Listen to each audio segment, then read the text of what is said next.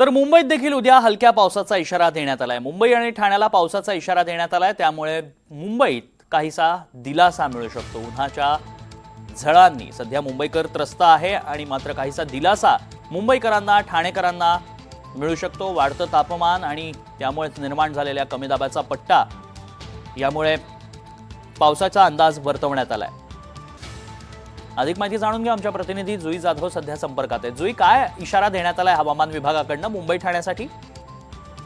तर आपण पाहतोय की मुंबई आणि ठाण्यामध्ये उकाडा प्रचंड वाढला आहे। गर्मीने बहुतेक नागरिक जे आहे ते हैराण झाले आहेत। पावसाचा अंदाज हवामान विभागाने या आधी दिला होता, परंतु पाऊस काय पडला नाही। आता एक नवीन अंदाज हवामान विभागाने दिला आहे उद्यासाठी आणि परवासाठी, म्हणजे 24 तारखेसाठी आणि 25 तारखेसाठी।